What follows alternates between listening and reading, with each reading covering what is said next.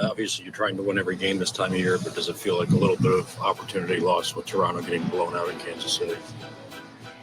I mean, I guess, but that's a fact. So. Whoa, Aaron Boone's getting really deep on us. Maybe a little haiku poems after the press conference from Baboon. Bubbles, buffoon, boop, boop. All aboard the excuse train. He's getting deep. Is he borrowing some of Cody Bellinger's edibles? I mean, but we just gotta, I guess, but that's a fact. So. It's like, Aaron Boone, how do you feel about the Toronto Blue Jays losing tonight? Time does not exist, my friend. Time is only a construct. We invented it. Fucking guy. Driven to left field. Beavers coming on. Dives. And he holds on to make the play. Two sparklers by Beavers out and left. Yeah, he's shown an ability to go. Now in the chopper, charging is Jazz. Flips with the glove and flips it past Goldschmidt. Westberg will go to third. Moving to second is Henderson. Good evening and welcome to another installment of the New York Minute Sports Show. The Yankees take a nap in Mr. Rodgers' neighborhood and they're back to their old tricks in Baltimore. We've got highlights. We got Aaron Boone's postgame press conference. It's New York Minute Sports. It's New York sports for New York nuts. Don't forget to like. Don't forget to subscribe. Let's go! It's New York Minute Sports. It's New York Sports Talk for sports nuts. Well, there you have it, folks. The Yankees failed to take advantage of the Boston Red Sox and the Toronto Blue Jays losing tonight, and they drop a big one in Baltimore against Mr. Rodgers, who put him to sleep again and has owned the New York Yankees all season long. Welcome to New York Minute's post-game show. Guys, this is what makes me nervous about the New York Yankees. With all their power, with all their great hitting, with all their run scoring, they score all their runs in bunches. And then it seems like they go to sleep whenever they see a young left-hander. Now, I know Rodgers has been doing this against the Yankees all season long, but the blueprint is out on the 2025 New York Yankees. And quite frankly, since the early 90s, this has been the way that you beat the New York Yankees. You either get a no-name 23-year-old pitcher, throw him out on the bump, the Yankees will make him look like Cy Young, or you get a left-hander like Rodgers, who absolutely put the Yankees to sleep tonight. Also, he had some great defense, as you see right there. He had some great defense behind him tonight. Robin home runs, Beaver with the diving catch, but guess who doesn't have good defense behind him? Will Warren. Tonight, Jazz Chisholm just showed to you again the evil warts and the Jekyll and Hyde empty-calorie New York Yankees with the way that they play defense in crunch time. The game was getting tight. You could tell watching the game on your couch that the pressure was starting to build up, and what does Jazz Chisholm do? He lofts it right over Paul Goldschmidt's head. And I'm telling you, the Yankees always seem to get a big error with no outs in the inning. How are these starting pitchers supposed to bounce back like Will Warren, who's a rookie? How are they supposed to bounce back after time after time after time with this defense behind them, letting them down? Look at this, Jazz, with the sail right over Paul Goldschmidt's head. What is that? You need to keep the ball on that and let the runner get to first. You have runners on first and second. A ground ball gets the double play. But Jazz Chisholm tries to do a little bit more and tries to bite off more than he can chew defensively. Last night had a great play. He tries to do another highlight reel play tonight. Sometimes the best play is just keeping the ball. But this is what the New York Yankees are this year. They are a dicey defensive team. Don't worry about the bullpen and who doesn't have it or anything like that. This is what you have to worry about. The haunted fifth and sixth inning of the New York Yankees, where either their starter pitches 43 pitches and lets up 4 runs, or their defense completely turns into a pumpkin all of a sudden. The Yankees have this, I don't know, it's like this contagion that rips through the New York Yankees about defense and dragging guys off the base. And it's like, you know what? The Yankees should have probably finished with a little bit more errors than they had tonight. Cruz coming into games in major spots has been a letdown to me, I have to admit. Also, Jazz giveth, Jazz taketh away with his 30th home run of the year. Listen, man, I will give an error up if you get a home run. That's cool with me. But this is the New York Yankees. And I have been seeing a lot of chirping lately and complaining about Will Warren. Listen, man, if it's anybody on the New York Yankees this year that should be last on the list in the bitching order, it's Will Warren. Will Warren has started 31 games this year. In a Major League Baseball currently in 2025 where it's pussified, nobody can go more than 4 innings.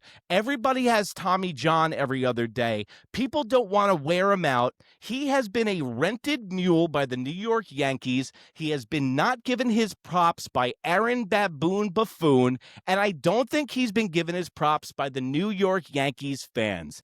Think about this. If you could set your clock to Will Warren, and sometimes, guys, you need that. Right now, Will Warren for the year is 8-8. He's got a 4.2 ERA, 31 games started, 152 innings pitched, and 164 strikeouts.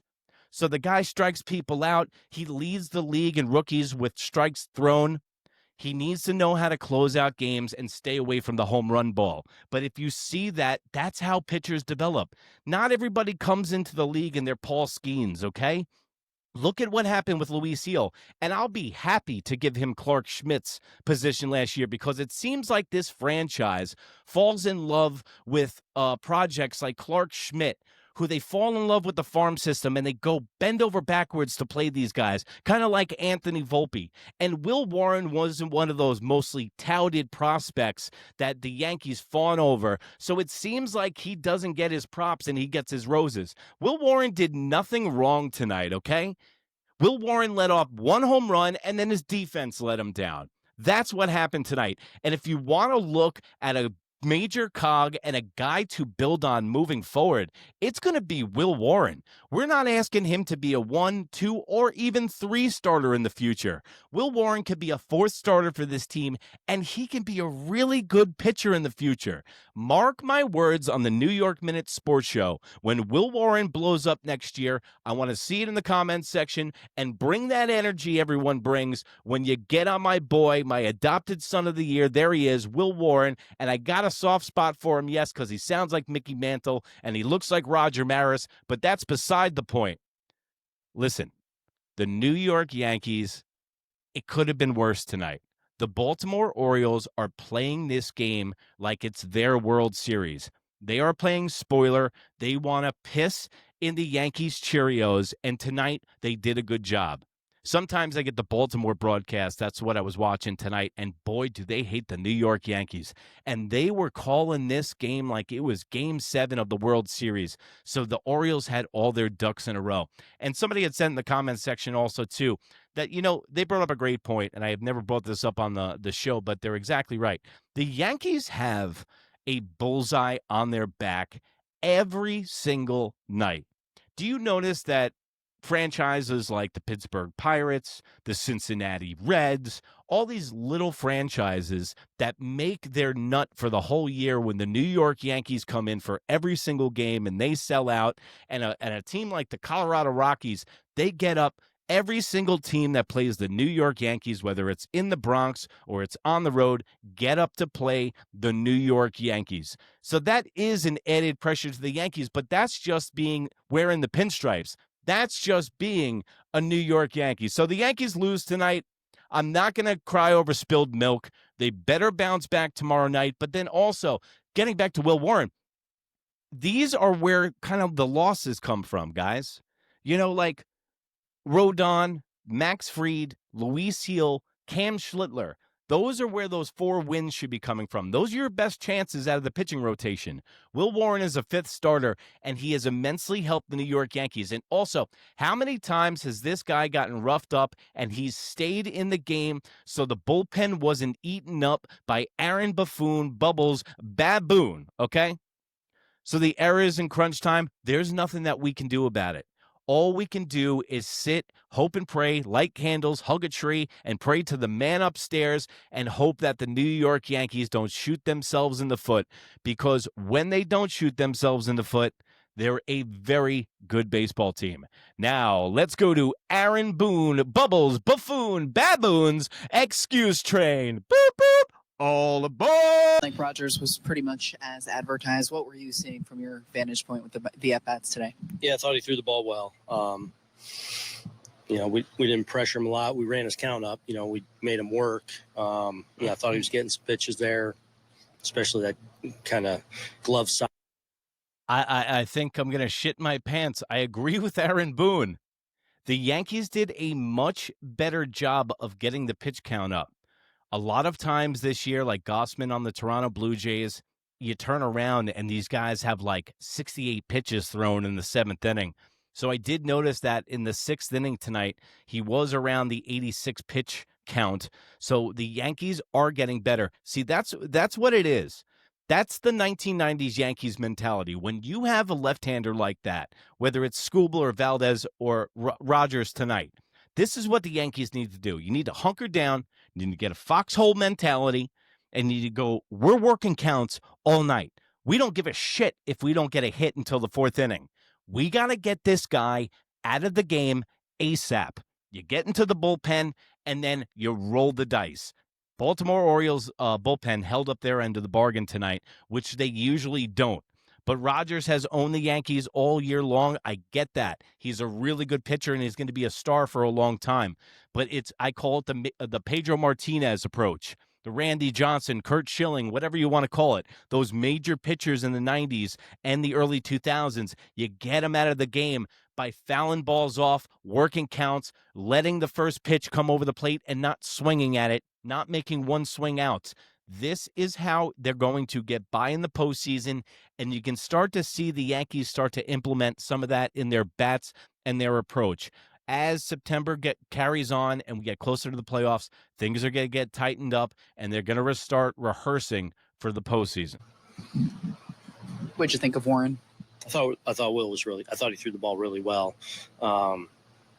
Obviously not feeling that one ball. You better watch your mouth when you're talking about my Will Warren, Aaron Buffoon. I watch him fawn over Cam Schlittler, and don't get me wrong, that 98-mile-an-hour fastball, it can make your pants a little tighter. I get it. But just look at the body language. Just watch this press conference talking about Will Warren. He's being a little complimentary here. But watch when he talks about Cam Schlittler, okay?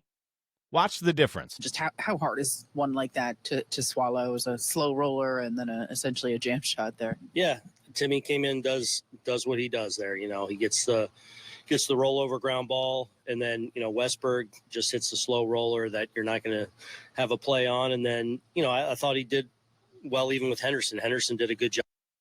That man right there, none other than the king of the hill, Tim Hill. AutoZone. This man pitches like he's on a smoke break from AutoZone and getting the right dimensions on a 68 Chevy oil filter. Woo!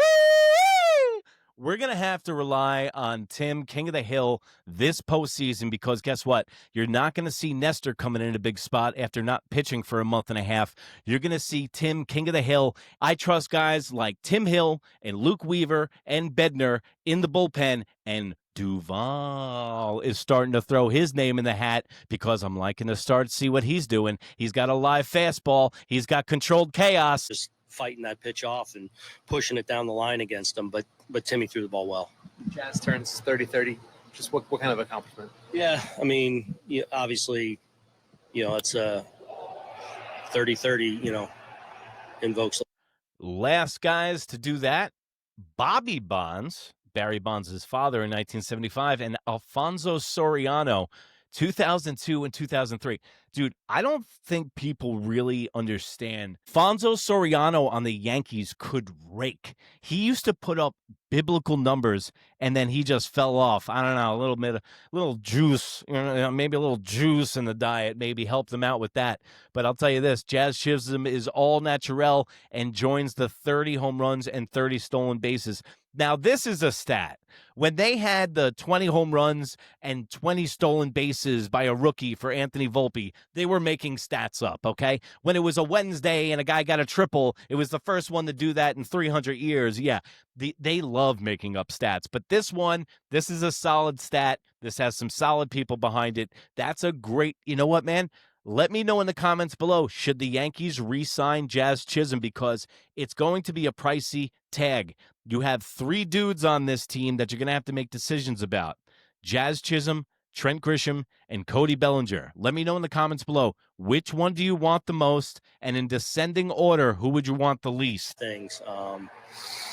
And certainly lines up with his skill set. But the fact that, he's done that with missing a month of the season, not running for parts of the year, just to peek into, what a good player he is.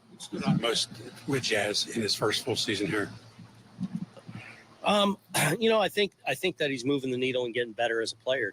I think he's, I feel like I've really started to see him control the zone better, which will hopefully allow him, as he continues to go in his career, to be more of an on-base threat with. I know me and Jazz Chisholm had our tiff earlier in the year, and if you want to see our back and forth, go to New York Minute. That's NEWYRKMIN on Instagram. You can see the back and forth. It's literally pinned on the top. We had words earlier this year, but man, he's been unbelievable. The athletic dynamic that Jazz Chisholm brings every day to the baseball field is unmatched. Okay, Gleyber Torres did not bring that kind of athleticism, and I was one of the guys saying Gleyber Torres made the All-Star game. He's got a better batting average. There is a lot of good to Gleyber Torres, but then there is a lot of dopey bad to Gleyber Torres. And Jazz Chisholm, I got to admit, I got to put him in the dopey category also. And you can see the way that Aaron Judge talks about Jazz Chisholm. They always kind of give him a little shade just to keep his head from inflating so much. But Jazz Chisholm's got 30 home runs. He's got 30 stolen bases. That's exactly what the Yankees wanted to do with the acquisition of Jazz Chisholm last year, was get younger, get more athletic, and that's exactly what they did. Brian Cashman keeps getting positional players that are contractually under their control, which Jazz was last year, guys like Caballero, and he likes to get guys who are contractually under control, who are also on the way up. You just heard Aaron Boone say it about Jazz. His development as a player is not over yet. You know what? This guy is still severely young, and the Yankees have a lot of age coming off the books in the next year to 2 years. They're not going to have to pay DJ LeMahieu, Stroman, Hicks from the Sticks, and they're not going to have to pay Giancarlo Stanton $27 million. And I know the Miami Marlins are paying $11 million of that, but I don't care. It's still 27.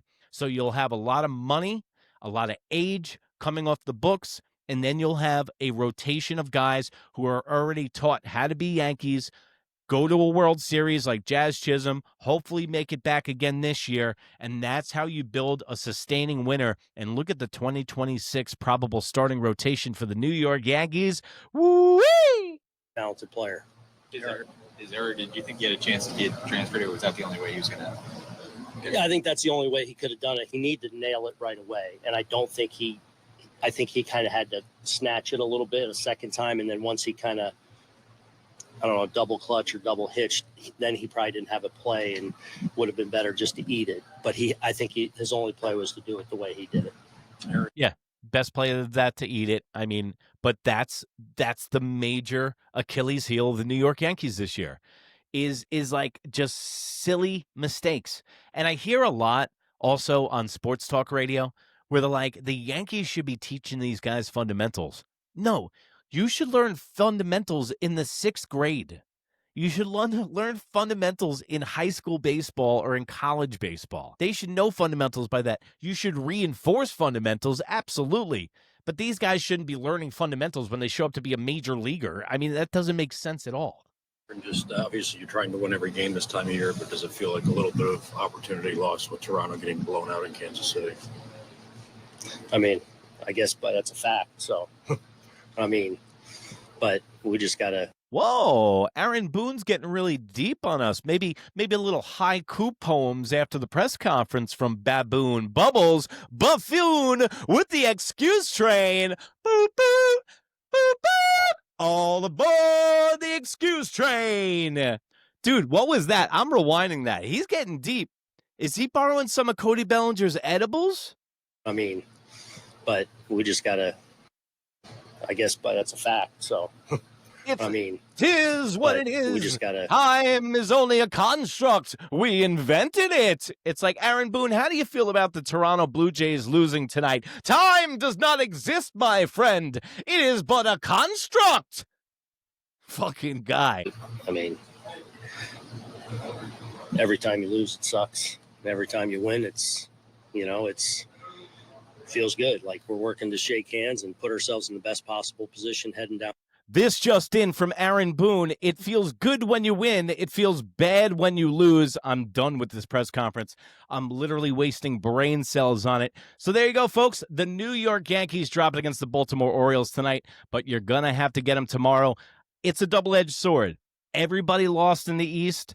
The Blue Jays, the Red Sox, the teams that count going for the playoffs, they all lost. They could have taken advantage, but guess what? They could have all won. They could have all made more room up on the Yankees. So the Yankees, they don't lose anything. They don't gain anything. They stay in neutral tomorrow night, and they come out to Baltimore and hopefully get the W. And I'll be here with the post-game show. And remember, it's New York Minute Sports. It's New York sports for New York nuts. Don't forget to like. Don't forget to subscribe. And remember, if you can't be good, be bad, baby. Bye.